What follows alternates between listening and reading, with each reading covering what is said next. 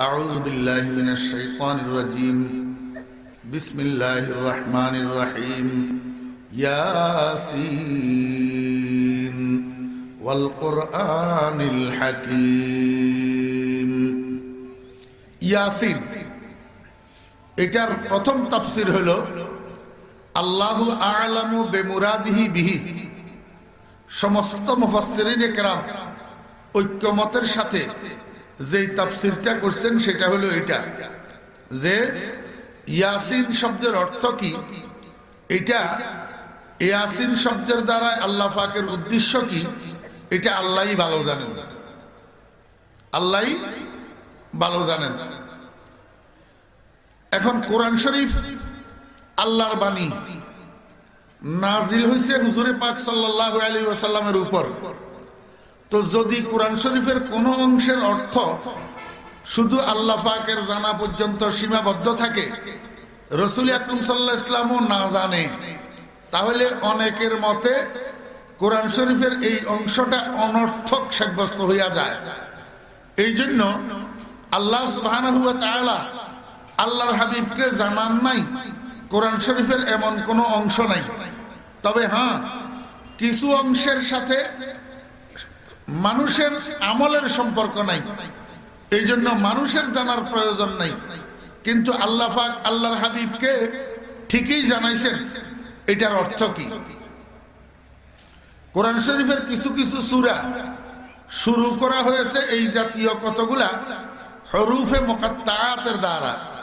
হরুফে মুকাত্তাআত মানে কাটা হরফ, কাটা হরফ। আমি ইনশাআল্লাহ এটা আপনাদেরকে আগামীকাল বুঝাবো। এর আগেও আমার স্মরণ আছে এক সূরার শুরুতে এরকম আলোচনা করতে যাইয়া এই জিনিসটা আমি আপনাদেরকে বুঝাইছিলাম। যদি ধারাবাহিক শ্রোতা থেকে থাকেন তাহলে আপনার স্মরণে আসার কথা। আরবি 29টা বর্ণ, যেগুলারে আরবি হরফ বলে। হরফ এবং হরফের নাম দুইটা এক জিনিস না। হরফ এবং হরফের নাম, আলিফ এটা আলিফের নাম, আর আলহামদু বলতে আলিফ লাম জবর আল বলা হয়েছে যে এইটা হলো আলিফ। আলাম তারা কাইফা বলতে এ আ আলিফের উপরে জবর, এর দ্বারা আ উচ্চারিত হয়েছে যে এ আ এটা আলিফ। আর আলিফ যেটা বলতেছি আলিফ, এটা হলো আলিফের নাম, ওই আ এটার নাম। তো কোরআন শরীফের কিছু কিছু সূরা হরফের দ্বারাই শুরু হয়েছে, আর কিছু কিছু সূরা হরফের নামের দ্বারাই শুরু হয়েছে।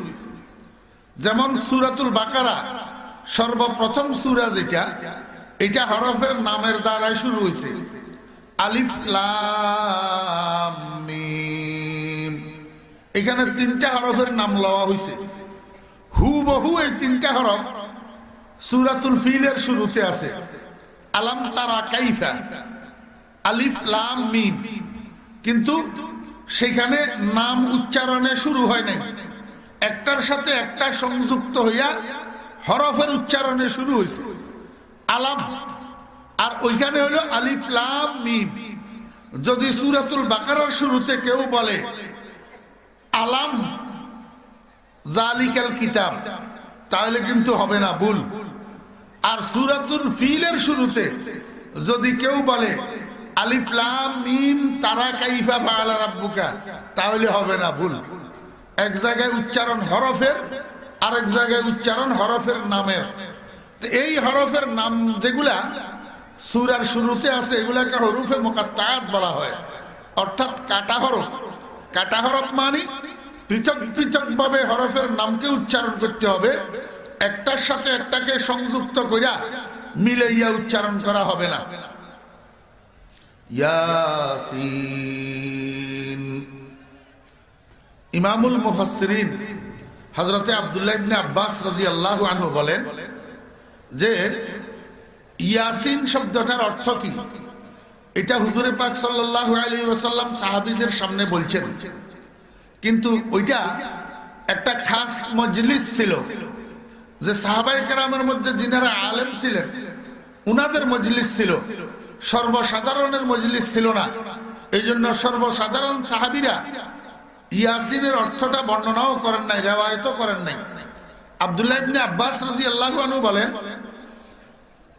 ইয়াসিন এটা আল্লাহু আকবার একটা মোরাক্কব শব্দ, একক শব্দ না। ইয়া এটা আরবি ভাষার হরফে নেদা, একজন একজনকে ডাকার শব্দ।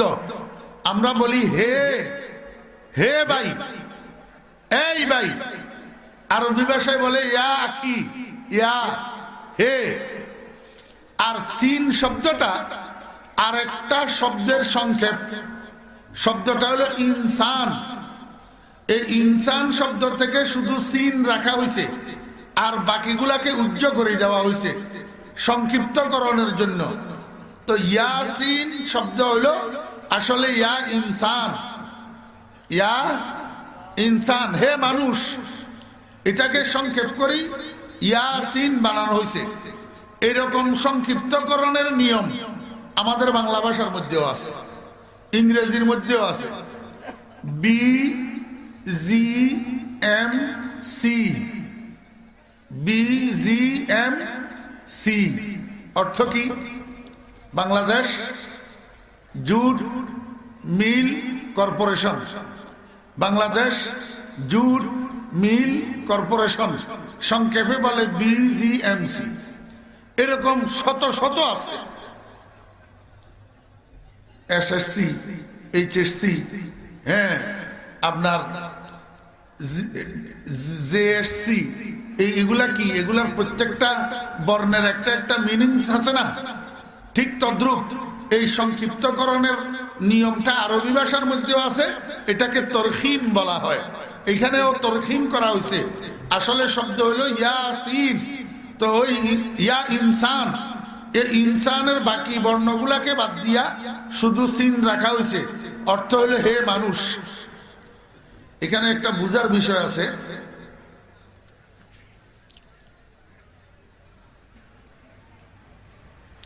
আমরা এখানে যারা বসা আছি সব মানুষ না? জি। কিন্তু এই কোণা থেকে যদি কেউ আপনাদের মাহফিলকে খেয়াল করি ডাকে, এই মানুষ, আপনারা লোকটাকে জ্ঞানী মনে করবেন না পাগল মনে করবেন? কেন? যারা আছে সবাই মানুষ, কিন্তু মানুষ নামের একজন মানুষও নেই, মানুষ নামের একজন মানুষও নাই। এখান থেকে কাউকে ডাকতে হলে তার নাম নিয়ে ডাকতে হবে। এই সলিমুদ্দিন, এই আব্দুল করিম, এরকম ডাকতে হবে। যদি এই মানুষ বলিয়া ডাকে তো আপনারা মনে করবেন লোকটার মনে হয় মাথার স্ক্রু কয়েকটা লুজ হইয়া গেছে। এই মানুষ কয়টা? মানুষ কে? যারা আছে সবাই তো মানুষ, কিন্তু মানুষ নামের কেউ নাই ভাই। আল্লাহ পাক যে গোটা দুনিয়ার মানুষকে সম্বোধন করে ডাক দিলেন ইয়া ইনসান, হে মানুষ, কাকে উদ্দেশ্য করে ডাক দিলেন? মানুষ নামে তো দুনিয়ার মধ্যে কেউ নাই। তো মুফাসসিরিনে কেরাম রাহিমাহুমুল্লাহ এই প্রশ্নের উত্তর দিতেছেন, আল মুতলাকু ইজা উতলিকা ইউরাদু বিল ফরদুল কামেল। কোন একটা শব্দ যদি ব্যাপক অর্থ বহন করে, এমত অবস্থায় ওই শব্দটাকে কোনো অর্থের সাথে নির্দিষ্ট করা ছাড়া যদি ব্যাপকভাবে উচ্চারণ করা হয়, তখন পরিপূর্ণ অর্থ যেটা সেটাই উদ্দেশ্য হয়। আল্লাহ পাক রব্বুল আলামিন যখন ব্যাপকভাবে হে মানুষ কইয়া ডাক দিছেন, তো মানুষের মধ্যে পরিপূর্ণ মানুষ যেটা সেটাই উদ্দেশ্য হবে। এবার বুঝে থাকলে বলুন, লক্ষ লক্ষ কোটি কোটি শত সহস্র কোটি মানুষ আল্লাহ পাক দুনিয়াতে সৃষ্টি করছেন, এর মধ্যে পরিপূর্ণ মানুষ কোনটা? মনোযোগ নেই। শত সহস্র কোটি মানুষের মধ্যে পরিপূর্ণ মানুষ কোনটা? মুহাম্মাদুর রাসূলুল্লাহ সাল্লাল্লাহু আলাইহি ওয়াসাল্লাম। আল্লাহর হাবিব জনাবে মুহাম্মদুর রাসূলুল্লাহ সাল্লাল্লাহু আলাইহি ওয়াসাল্লাম হলেন পরিপূর্ণ মানুষ। তাহলে যদিও আল্লাহ পাক ব্যাপকভাবে ডাকছেন ইয়া ইনসান, হে মানুষ, কিন্তু আল্লাহ পাকের উদ্দেশ্য অনির্দিষ্ট নয়, উদ্দেশ্য নির্দিষ্ট, মুহাম্মদ সাল্লাল্লাহু আলাইহি ওয়াসাল্লামকে ডাকা। বুঝছেন না বুঝেন নাই? তাহলে ইয়া ইনসান মানে হে মানুষ, আর হে মানুষের দ্বারা আল্লাহ পাকের উদ্দেশ্য হে মুহাম্মদ সাল্লাল্লাহু আলাইহি ওয়াসাল্লাম। কয়টা তাফসীর হলো? দুইটা। একটা তো হলো আল্লাহু আ'লামু বিমুরাদিহি বিহি, এটার অর্থ একমাত্র আল্লাহই জানে। আর একটা তাফসীর হলো ইয়াসিন মানে ইয়া ইনসান, আর ইয়া ইনসান মানে হে মুহাম্মদ সাল্লাল্লাহু আলাইহি ওয়াসাল্লাম। আরেকটা অর্থ হযরত মুজাহিদ রাহমাতুল্লাহ আলাইহি আর এক জলিলুল কদর মুফাসসির এবং মুহাদ্দিস আব্দুল্লাহ ইবনে মাসউদ রাদিয়াল্লাহু আনহুর ছাত্র হযরত মুজাহিদ রাহমাতুল্লাহ আলাইহি বলেন যে আল্লাহ পাকের যেরকম 100টা নাম আছে, এর মধ্যে একটা জাতি নাম আর 99টা গুণবাচক নাম, ঠিক তদ্রুপ মুহাম্মদুর রাসূলুল্লাহ সাল্লাল্লাহু আলাইহি ওয়াসাল্লামের এরকম 100টা নাম আছে, একটা জাতি নাম আর 99টা সিফতি নাম। আমাদের নবীজিরও এরকম 99টা কি আছে? সিফতি নাম আছে। তন্মধ্যে রাসূল আকরাম সাল্লাল্লাহু আলাইহি ওয়াসাল্লামের একটা সিফতি নাম মুজাম্মিল, যেটা ধরি আল্লাহ পাক কোরআন শরীফের মধ্যে রাখছেন ইয়া আইয়ুহাল মুজাম্মিল। আরেকটা নাম মুদ্দাসসির, আরেকটা নাম তাহা, এরকম আরেকটা নাম ইয়াসিন। হুজুরে পাক সাল্লাল্লাহু আলাইহি ওয়াসাল্লামের সিফতি নাম সমূহ থেকে একটা নাম ইয়াসিন। একটা নাম কি? ইয়াসিন। তাহলে তখন ইয়াসিন অর্থ মুহাম্মদ সাল্লাল্লাহু আলাইহি ওয়াসাল্লাম। তো পরের যে দুইটা তাফসীর, এই দুইটা তাফসীর মতে এখানে ইয়াসিন দ্বারা আল্লাহ পাকের উদ্দেশ্য হুজুরে পাক সাল্লাল্লাহু আলাইহি ওয়াসাল্লামকে ডাকা, হুজুরে পাক সাল্লাল্লাহু আলাইহি ওয়াসাল্লামকে আহ্বান করা। এই পর্যন্ত কথা বুঝছেন না বুঝেন নাই? আচ্ছা, আমাদের মধ্যে একজন মানুষে আরেকজন মানুষকে ডাকে বিনা প্রয়োজনে না কোনো প্রয়োজনে, জি, বিনা কাজে না কোনো কাজে।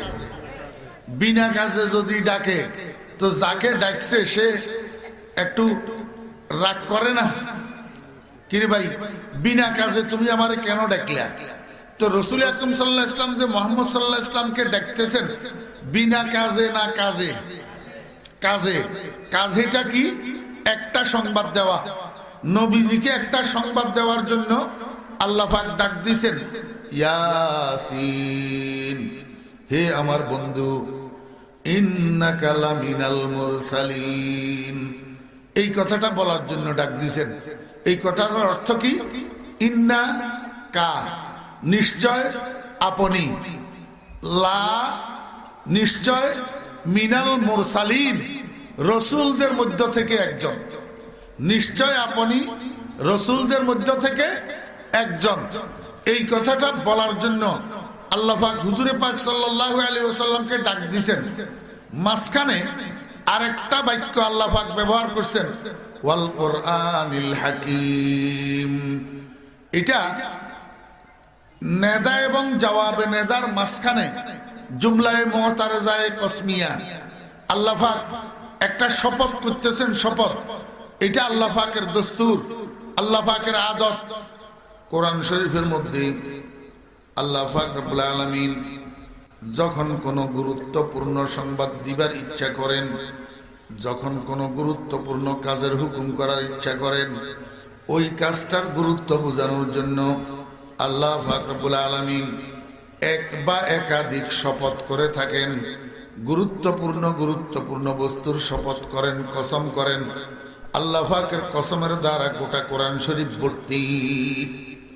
ওয়াদ-দুহা ওয়াল-লাইলি ইযা সাজা ওয়াত-তিনি ওয়াজ-যাইতুন ওয়াশ-শামসি ওয়া-দুহাহা ওয়াল-কামারি ইযা তালাহা ওয়াল-লাইলি ইযা ইয়াগশা ওয়াল-ফাজরি ওয়া-লায়ালিন আশর। এই সমস্তগুলা আল্লাহ পাকের কসম। আল্লাহ পাক গুরুত্বপূর্ণ কোনো কাজের আদেশ দিতে গেলে, গুরুত্বপূর্ণ কোনো সংবাদ দিতে গেলে ওই কাজটার গুরুত্ব বোঝানোর জন্য আর কতগুলা গুরুত্বপূর্ণ বস্তুর শপথ করে থাকেন, কসম করে থাকেন। এটা আল্লাহ পাকের আদত। এখানেও আল্লাহ পাক রব্বুল আলামিন আল্লাহর হাবিবকে গুরুত্বপূর্ণ একটা সংবাদ দিতেছেন। এই সংবাদের গুরুত্ব বোঝানোর জন্য আল্লাহ পাক রব্বুল আলামিন কসম করছেন। কিসের কসম? কোরআনের কসম। ওয়াল কোরআনিল হাকিম, আমি কোরআনে হাকিমের শপথ করিতেছি। হে বন্ধু, হে মুহাম্মদ সাল্লাল্লাহু আলাইহি ওয়াসাল্লাম, আমি কোরআনে কারীমের শপথ করে বলতেছি, ইন্নাকা লামিনাল মুরসালিন, নিশ্চয় নিশ্চয় আপনি আমার প্রেরিত রাসূলদের মধ্য থেকে একজন। এই একটা কথা বলি, আজকে দোয়া করে দিব ইনশাআল্লাহ। আজকে আর কথা বাড়াবো না, আল্লাহ যদি হায়াতে বাঁচায় আগামী দিন বলবো। এই আয়াতটা নাজিল হয়েছে মক্কা শরীফের মধ্যে। হুজুরে পাক সাল্লাল্লাহু আলাইহি ওয়াসাল্লাম যখন কালিমার দাওয়াত দেওয়া শুরু করছেন, তো কালিমার দাওয়াত দিতে যাইয়া কালিমার মধ্যে দুইটা পার্ট আছে না, লা ইলাহা ইল্লাল্লাহু মুহাম্মাদুর রাসূলুল্লাহ, দুই পার্ট আছে না। এখন মক্কার কাফের কতগুলা, এগুলা আল্লাহরে মানে, মূর্তি পূজা করে, আল্লাহকেও মানে। তাদেরকে যখন জিজ্ঞেস করা হতো, লিমা তা'বুদুনাল আসনাম, হে কাফেরগণ, তোমরা তোমাদের হাতের বানানো এই মূর্তিগুলাকে কেন পূজা করো, মূর্তির ইবাদত কেন করো? তখন কাফেররা উত্তর দিত, লিয়ুকাররিবুনা ইলাল্লাহ, আমাদের এই মূর্তিগুলা আমাদেরকে আল্লাহর নৈকট্য দান করবে। আমাদের দেশের যে হিন্দু ভাইয়েরা আছে, ওনারাও এরকম মূর্তি কতগুলা পূজা করে না? জি, দেবদেবী কতগুলা কি করে, পূজা করে। কেন পূজা করে? তাদেরও খেয়াল এইটা যে মূর্তি এগুলা, দেবদেবী এগুলা তাদেরকে নাজাত দিবে, তাদেরকে স্বর্গে নিবে, তাদেরকে নরক থেকে বাঁচাবে। এই জন্য এরাও কিন্তু আল্লাহর অস্তিত্ব মানে। হিন্দুরা নাস্তিক না, কিন্তু ইহুদিরাও নাস্তিক না, খ্রিস্টানেরাও নাস্তিক না। নাস্তিক এটা একটা পৃথক জাত। নাস্তিক ওই সম্প্রদায় যারা দেয়ার ইজ নো গড বলে, আল্লাহ বলতে কিছু নাই, আল্লাহ বলতে কিছু নাই। ইহুদিরাও আল্লাহর অস্তিত্ব মানে, খ্রিস্টানেরাও আল্লাহর অস্তিত্ব মানে, হিন্দুরাও আল্লাহর অস্তিত্ব মানে। কথা বুঝছেন না বুঝেন নাই? কিন্তু মানলে কি হবে? ওই দেবদেবী আর মূর্তি কতগুলার পূজা করে। তো মক্কা শরীফের মধ্যেও এরকম 360টা মূর্তি পূজা করত কাফেররা। যখন তাদেরকে জিজ্ঞেস করা হতো, তোমরা এই মূর্তিগুলা কেন পূজা করো? তখন তারা বলতো, লিয়ুকাররিবুনা ইলাল্লাহ, মূর্তি এগুলা আমাদেরকে আল্লাহর নৈকট্য দিবে। আল্লাহু আকবার।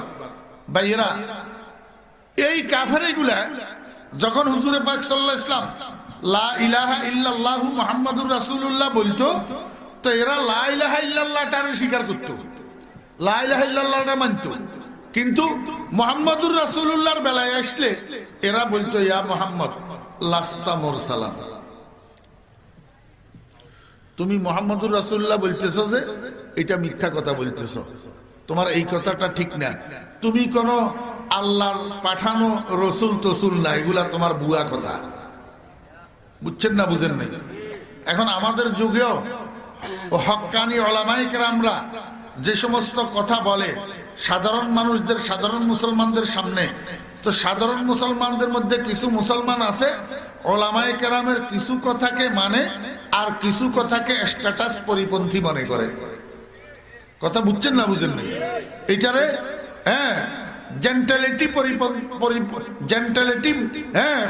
জেন্টালিটি বহির্ভূত মনে করে, ভদ্রতা বহির্ভূত মনে করে।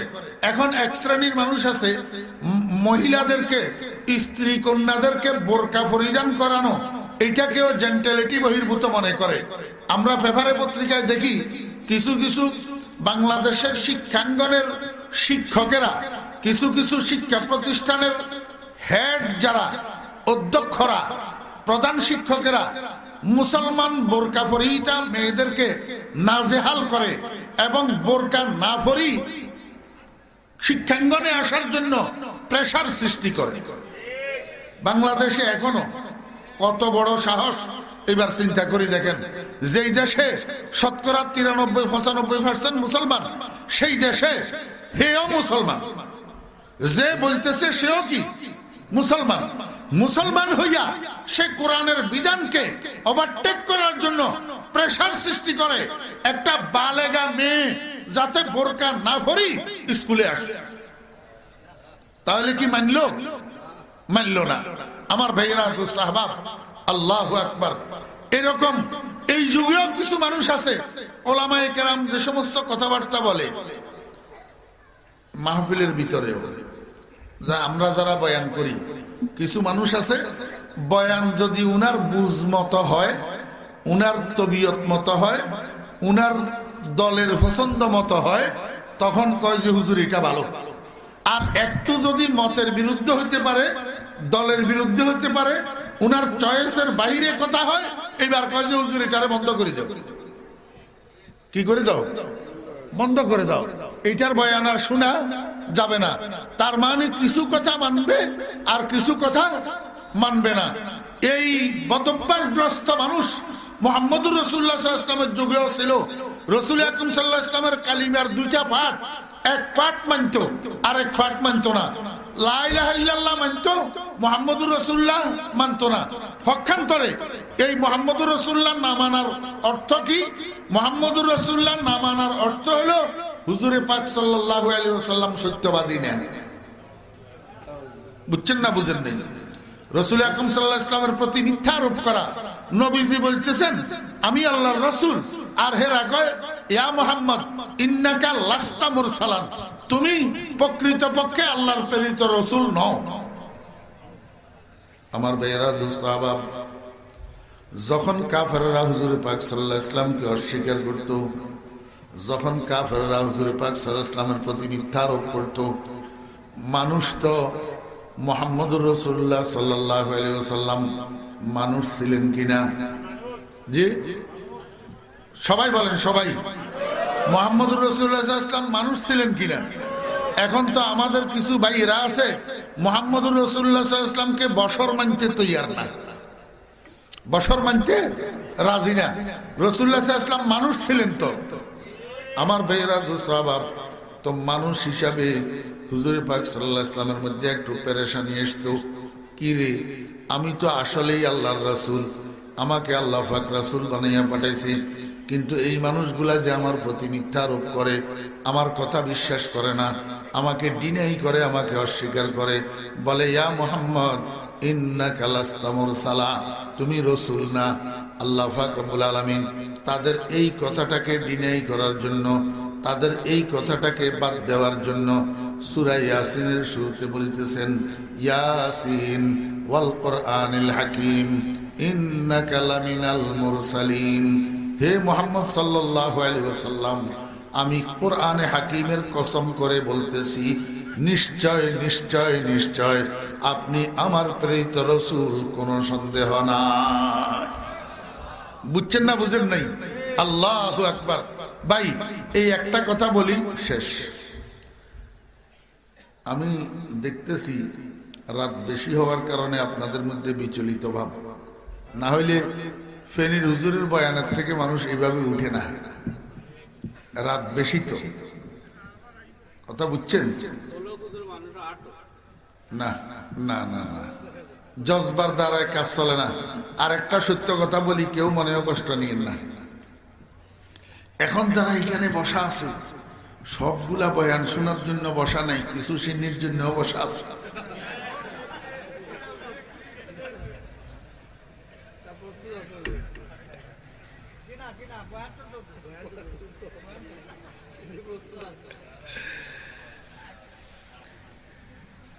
সিন্নির আজকে 1200 প্যাকেট সিন্নির ব্যবস্থা আছে। আল্লাহ রহমতে শর্ট পড়বে না, আপনারা চিন্তা করিয়েন না। আর আমি আপনাদেরকে অনেকক্ষণ সময় পর্যন্ত বসাইয়াও রাখবো না, এই কথাটা বলি, শেষ ইনশাআল্লাহ। এই কোরআন শরীফের মধ্যে আল্লাহ পাক কোনখান দিয়ে সূর্যের কসম করছেন, কোনখান দিয়ে চন্দ্রের কসম করছেন, কোন সময় ফজরের সময়ের কসম করছেন, কোনখান দিয়ে আসরের সময়ের কসম করছেন, কোন সময় চাষতের সময়ের কসম করছেন, কোন সময় তুর পাহাড়ের কসম করছেন, কোনখান দিয়ে তিন ফলের কসম করছেন। এক এক জায়গায় আল্লাহু আকবার, এক কান দিয়ে বুরুজওয়ালা আসমানের কসম করছেন, এক কান দিয়ে জুমার দিনের কসম করছেন, এক এক জায়গায় এক এক কসম করছেন না। কিন্তু রসুলের জন্য রেসালত সাব্যস্ত করার ক্ষেত্রে যখন আসছে, আল্লাহ পাক অন্য কোন কসম না করি কোরআন শরীফের কসম করছেন। কিসের কসম করছেন? কোরআনে হাকিমের কসম। এইটা কেন করলেন?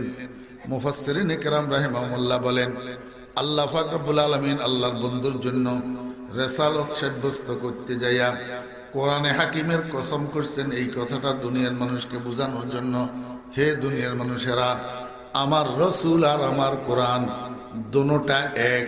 দোনোটা কি এক? রসুল মানি কোরআন, কোরআন মানি রসুল। আম্মা জান আয়েশা সিদ্দিকা রাদিয়াল্লাহু আনহাকে জনৈক ব্যক্তি যাইয়া জিজ্ঞাসা করে, আম্মা জান, রসুল আকরাম সাল্লাল্লাহু আলাইহি ওয়াসাল্লামের আখলাক সম্পর্কে আমাকে একটু বলেন।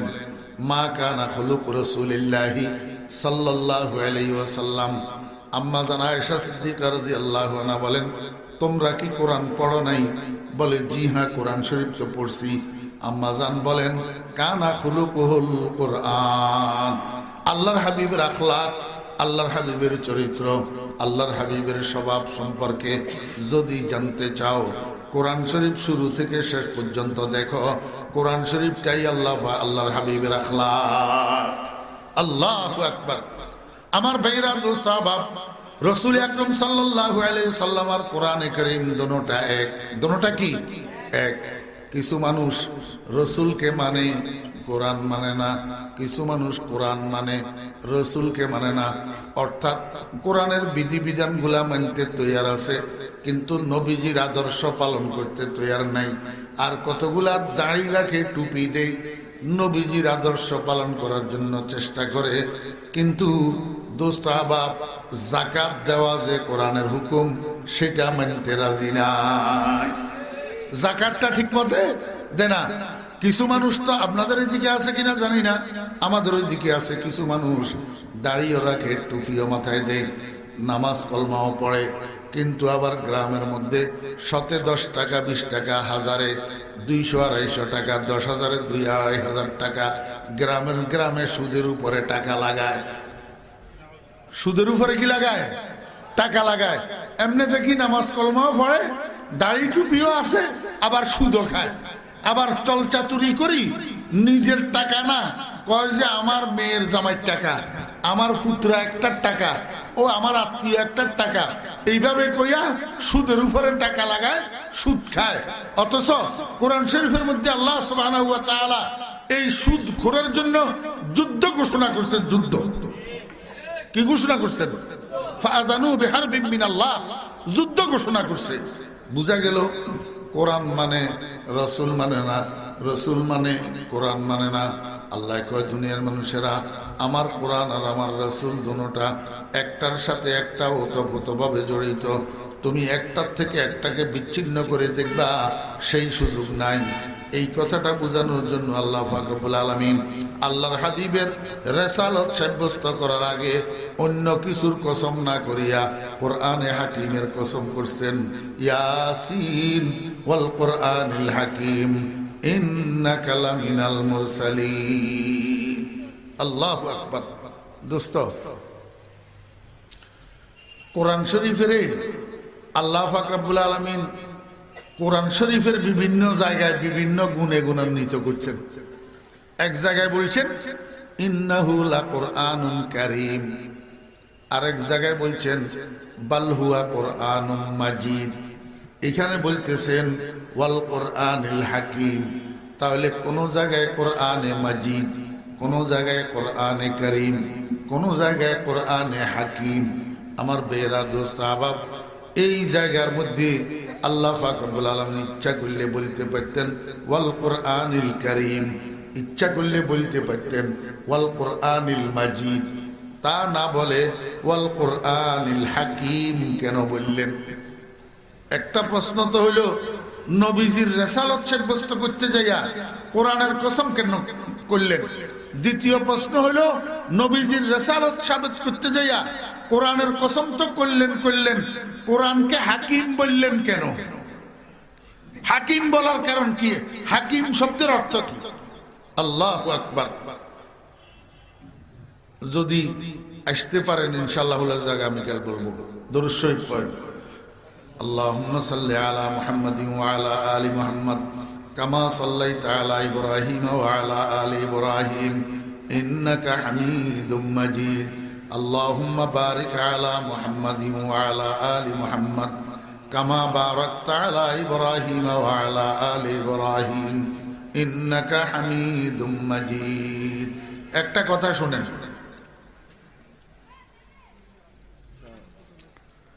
50 বয়ান শুরু করছি না, এখন 12:30 হয়েছে, তাহলে কয় মিনিট হইল?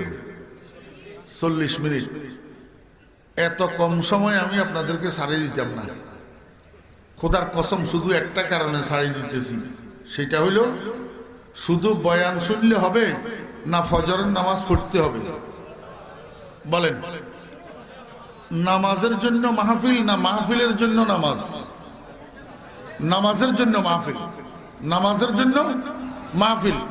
আমি ইউনাইটেড ক্লাবের সদস্যদের পক্ষ থেকে, এই মাহফিলের ইন্তেজামিয়া কমিটির সদস্যদের পক্ষ থেকে, দায়িত্বশীলদের পক্ষ থেকে, সকল বক্তাদের পক্ষ থেকে আমি মনে করি আমিও একজন দায়িত্বশীল। কারণ এই মাহফিলটার তারিখ প্রতি বছর সর্বপ্রথম আমি দিই এবং আমার তারিখ মতে মাহফিল এটার তারিখ ঠিক হয় প্রতি বছর। সেই হিসাবে আমার একটা দায়িত্ব আছে না? আমি সকলের পক্ষ থেকে আপনাদেরকে জানাইয়া দিতেছি, যদি মাহফিলের কারণে কেউ ফজরের সময় না উঠেন, ফজরের নামাজ না পড়েন, এইটার দায়িত্ব মাহফিল কর্তৃপক্ষের নয়। কেউ বলতে পারবেন না আমাদেরকে 12টা 1টা পর্যন্ত বসে রাখছে মাহফিলে, এই জন্য আমরা ফজরের নামাজ পড়তে পারি নাই। এখানে আপনাদেরকে কেউ শিকল লাগাই বসে রাখে নাই। আপনারা নিজেরা নিজেদের আকর্ষণে বসে আছেন দ্বীনের কথাবার্তা শোনার জন্য, কোরআনের কথাবার্তা শোনার জন্য, কমসে কম সিন্নির জন্য।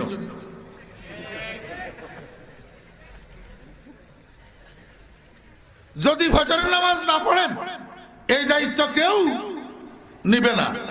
আল্লাহর ওয়াস্তে শুধু বয়ান শুনবেন না নামাজ পড়বেন 5 ওয়াক্ত মৃত্যু পর্যন্ত। এমন আগামীকাল সকালে ফজরের নামাজ সবাই পড়বেন ইনশাআল্লাহ। কে কে হাত উঠায় দেখেন। আল্লাহ কবুল ফরমান, হাত নামান।